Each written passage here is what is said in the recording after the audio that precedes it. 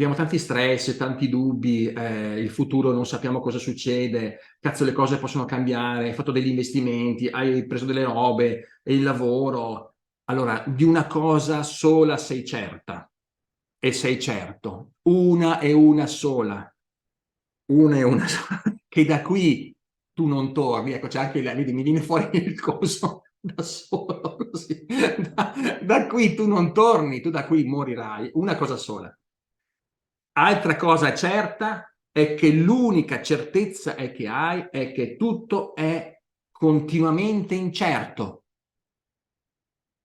Non c'è niente di scontato e non c'è niente di sicuro. L'unica sicurezza che tu hai è che non c'è niente di sicuro. Cazzo, è l'unica che ti rimane. Quindi, prima ti dico morirai, come dire, già quello, rilassati.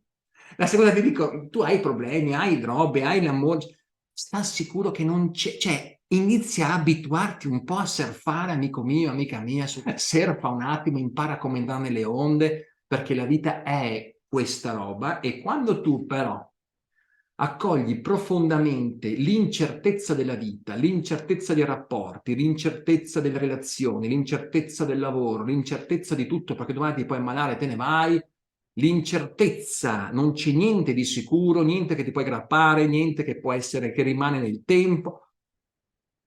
Ah, wow, che bello, che bello, che bello.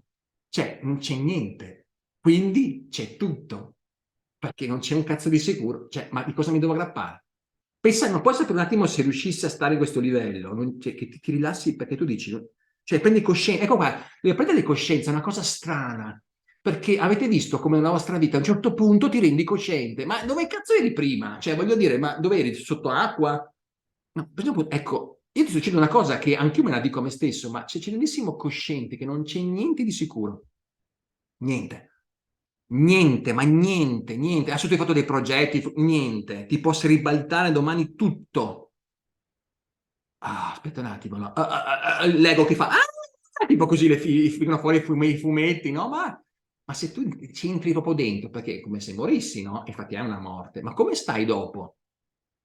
E dopo vai in pantofole con la cosa di Linus attaccata, cioè ti rilassi e cominci a dire, beh, le cose le faccio oggi, ma quella la demando dopodomani. Oggi è un giorno da vivere adesso, adesso è da vivere adesso, cioè adesso respiro, cioè tanto c'è di sicuro, posso respirare per qualche secondo. Cioè capisci che la mente fa, questo è dominare i sensi, dominare la mente, andare verso l'interno e incominciare ad andare verso qualcosa di più profondo che gestisce tutto questo e ti rende nel qui e ora in uno spazio di piacere continuo.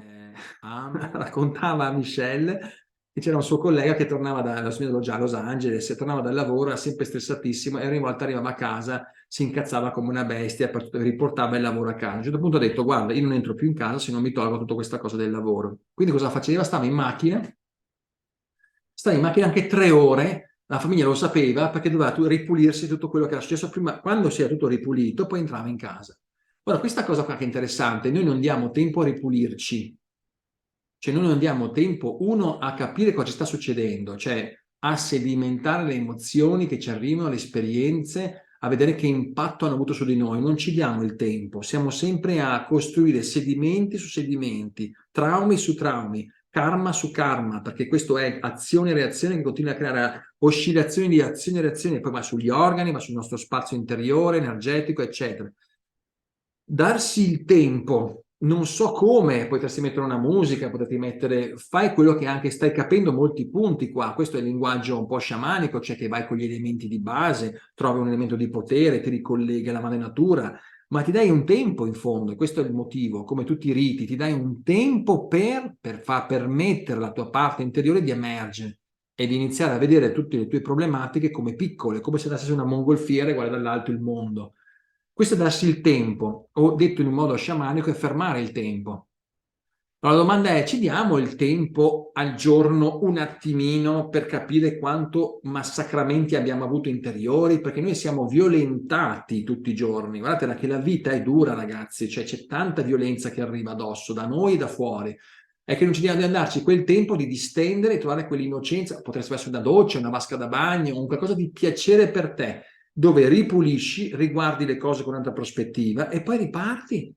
Poi c'è una camminata semplicemente nel giardino e porti il cane o qualcosa, ma lo fai in un modo cosciente. Poi sai che ti stendi un attimo. Se stai 7 ore davanti a un computer, cioè io sento gli organi che iniziano a impazzire, la concentrazione continua davanti a un monitor, a me dopo 3 ore mi fa male, lo sento. Cosa fai però? Perché se devi fare, stacco, poi dico, ieri sera ho detto, a quest'ora basta, è finito. Cioè, perché devi farlo? Cioè, ma no, fermati, ok? Mi sono andato ad altro, mi sono messo un film, mi sono messo a fare altre robe, a mangiare, cioè, crea un ritmo. Nessuno ti corre dietro, è la tua mente che è l'unica cosa che non riesci a gestire, perché è molto complessa, ma è la prima che devi stare a preoccuparti. La prima che è stata come ricordati a questo punto, tu puoi chiudere gli occhi alle cose che vedi, puoi anche non sentire le cose che senti col naso, puoi anche non udire le cose e decidere quello che vuoi, puoi anche non mangiare delle cose e scegliere, ma la mente puoi decidere. I sensi puoi proiettarli verso l'interno in qualche modo, cioè puoi decidere di far digiuno da schifezze che sono intorno perché decidi tu di cambiare posizione, ma la mente, se tu vai dentro una grotta, puoi lasciarla a casa? No, te la porti sempre dietro. La domanda è, ma tu conosci la tua mente? Cioè sai gestire le emozioni barra i pensieri che continuano in modo macinante a riversarsi su dentro di te, con questa frenesia di automatismo, perché la mente è fatta per pensare, è fatta per continuare a creare pensieri e congetturare sistemi di sopravvivenza, perché è un organismo dentro il cervello. Aspetta, quando muori hai ancora mente, non ti molla sto processo, che dopo, cioè magari finisse qua, dopo è finita, no? Semplicemente cambia un po' lo stato, ma non è che cambia tanto, purtroppo. Cioè, quindi vedi un po' te, se fai una mossa o meno.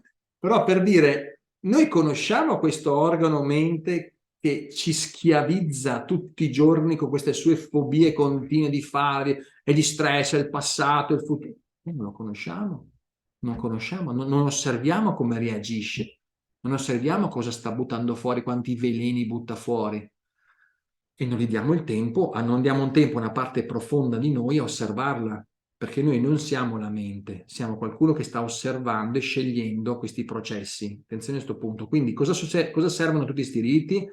Servono per portarci in uno spazio in cui riusciamo a portare un po' di distanza da tutto questo processo e iniziare a vedere le cose con un po' più di distensione. A quel punto ritorni al cuore, vedrai che l'approccio è diverso che hai con le persone, con quel problema. Tutto non è così gravoso, non è così impossibile, impellente. Ogni cosa ha i suoi tempi, ogni cosa ha la sua grazia, ha il suo insegnamento, ma questo ce l'hai solo quando arrivi qua. Quando arrivi qua, pronti, dai, domani, adesso, dai, sistema, no, chiama.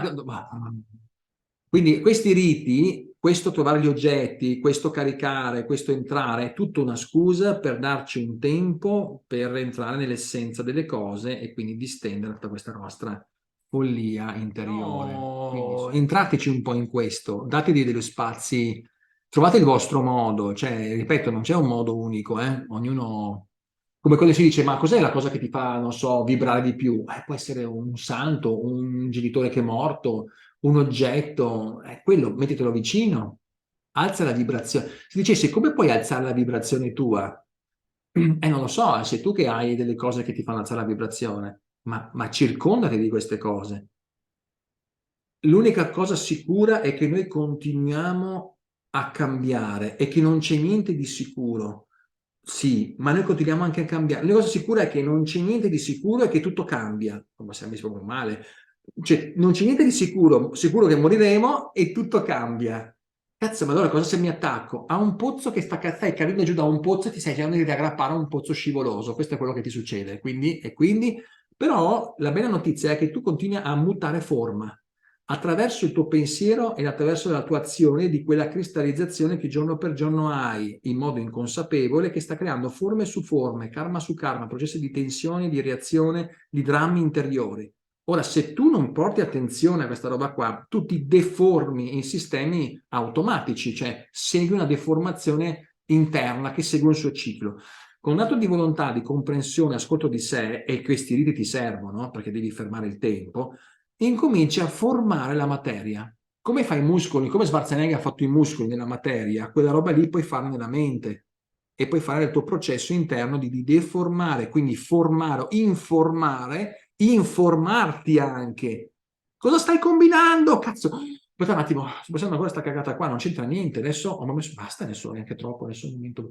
Informati di dove sei. Quando si dice risvegliati, vuol dire che non sei informato, cioè stai dormendo questa continua concatenazione di causa-effetto, di processi karmici, genitoriali, ancestrali, di cultura. Sei dentro continuamente come un sognatore che sogna, ma non ha capito che il sogno lo sta facendo lui e devi iniziare a formare. Quindi cosa ci rimane in tutto questo? Un atto di volontà, di poter formarci. Ci rimane solo questo. Noi possiamo formarci però, ragazzi, perché tutto si sta mutando.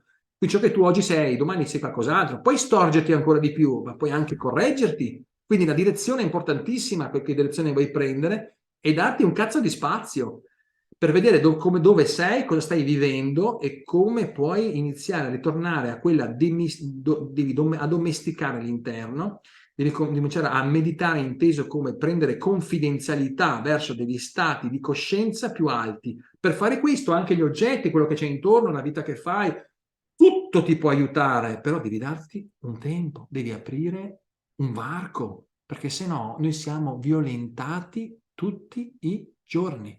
Vai, grazie.